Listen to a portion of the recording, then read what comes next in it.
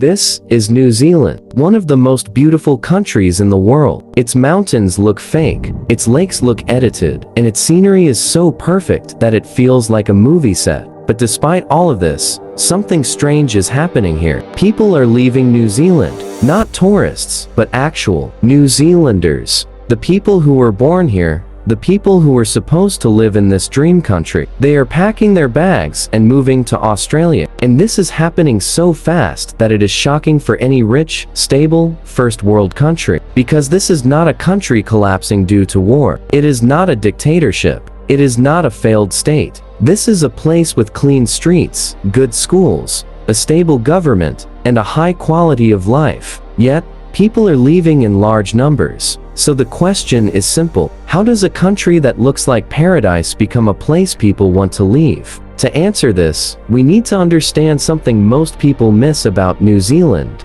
and that is its geography. New Zealand is one of the most geographically isolated countries in the world. It is located in the South Pacific, thousands of kilometers away from major population centers. If you live in Europe, the Middle East, or the Americas, New Zealand feels so far away that it almost doesn't feel real. It feels like a bonus map in a video game. And this distance is exactly what makes New Zealand feel special. It is peaceful, quiet, and protected. It feels like the chaos of the world cannot reach here. But this same distance is also its biggest problem. Because of this isolation, building a large, modern economy becomes very difficult. New Zealand's population is around 5.3 million. That is roughly the same as just the city of Sydney in Australia. So New Zealand is basically an entire country with the population of a single city. And that matters a lot, because modern economies depend on scale. A large population means a large workforce, large consumer markets, many specialized industries, and more opportunities. A small population means fewer companies, fewer jobs, fewer industries, and fewer career promotions. Now add another problem. New Zealand is not just small. It is also far from global supply chains. Most of the world's trade moves through shipping routes in the Northern Hemisphere. Asia, Europe, and North America dominate global production and consumption. New Zealand is far away from all of this, which means many industries that could exist there simply do not, because it is cheaper and easier to run them somewhere else. That is why New Zealand's economy is unusual. It never became a hub for large manufacturing or global corporations. Instead, it became a country where ways to make money are limited. And this leads us to the most important point. You look closely, New Zealand's economy stands on two major pillars. The first is agriculture, and the second is real estate. One sector is highly productive, but does not create many jobs. The other creates jobs but builds a dangerous trap.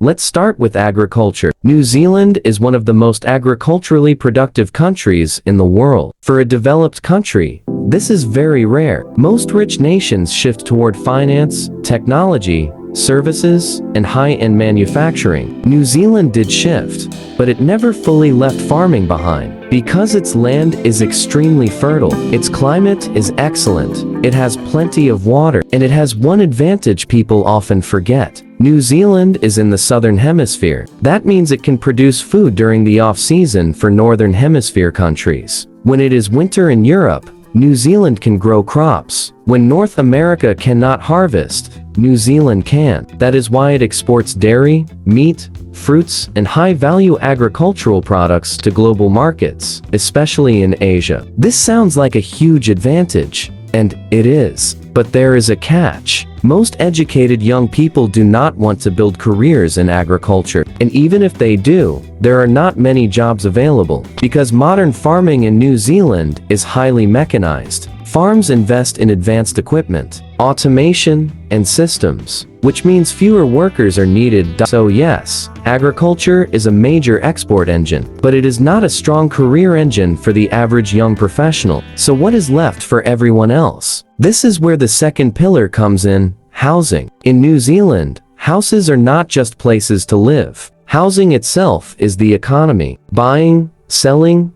building, renting, financing, managing, and regulating homes make up a huge part of economic activity. And whenever a country depends heavily on real estate for growth, the same pattern appears. Houses stop being places to live and become financial instruments. And that is where the problem begins. Because once houses become investment vehicles, prices stop reflecting local salaries. They start reflecting global capital. People begin to believe prices will always go up. That is why, despite its small population, New Zealand has some of the most unaffordable real estate in the world. This sounds strange because you see open land everywhere.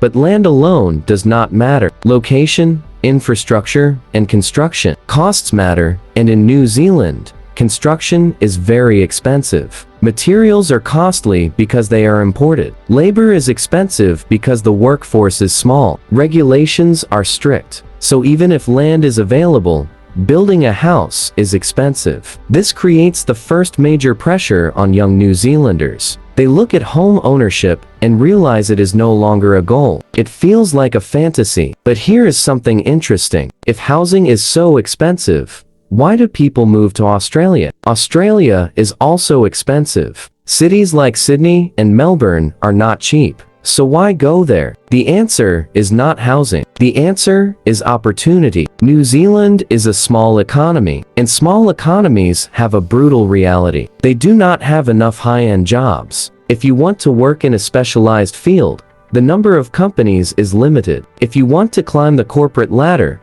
opportunities are fewer. If you want to work in big tech, Auckland is not Silicon Valley. If you want global finance, it is not Singapore. If you want high-end research, budgets are smaller. If you want global exposure, you hit a ceiling quickly.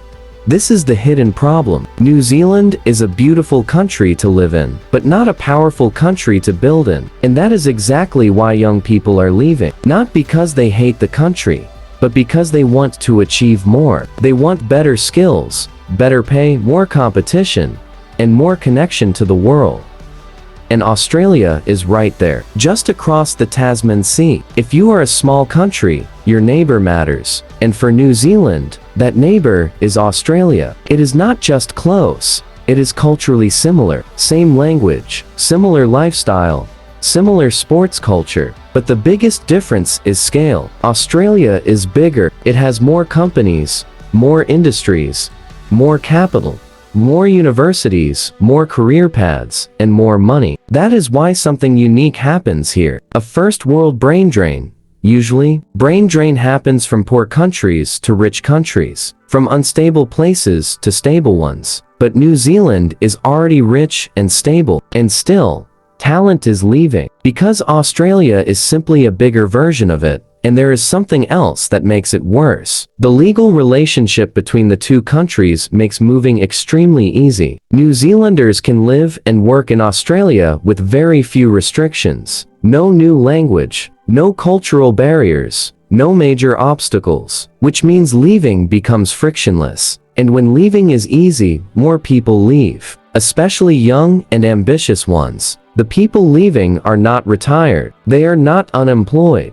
They are skilled professionals in their 20s and 30s, graduates, productive individuals, future leaders. And when a country loses these people, the damage is not immediate. It is gradual, but it compounds over time.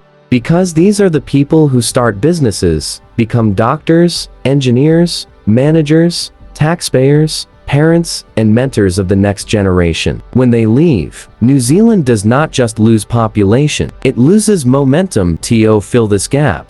The country increases immigration, which is logical, but it creates another problem. Many immigrants also move to Australia later. New Zealand becomes a stepping stone. The cycle looks like this. New Zealand loses its skilled locals to Australia. It brings in skilled migrants to fill the gaps. Those migrants gain experience and stability, and then they also move to Australia at the same time. Another trend is happening. Some Australians are moving to New Zealand, but they are different. They are often older, wealthier, or retired. They come for lifestyle, not to build the workforce. They buy property, holiday homes, and investments. Since they earn more, they push housing prices even higher. Locals feel priced out. It feels like their own country is being turned into a lifestyle product. This creates frustration and makes the situation worse. New Zealand faces a difficult position. Making the country more attractive for young people sounds simple. Increase salaries, reduce housing costs, create more industries. But in reality, it is extremely hard. New Zealand cannot change its location. It cannot suddenly create a large domestic market. It cannot easily compete with Australia's scale,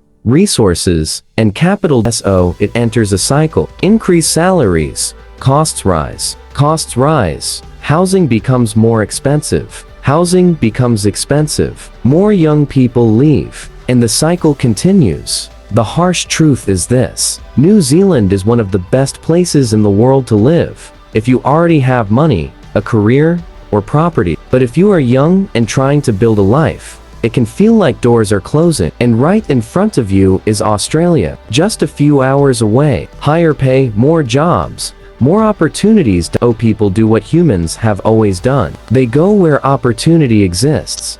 The hardest part is that leaving does not feel like betrayal. Feels normal. New Zealanders do not feel like immigrants in Australia. They feel at home. The emotional barrier is low. And when emotional barriers are low, economic incentives win.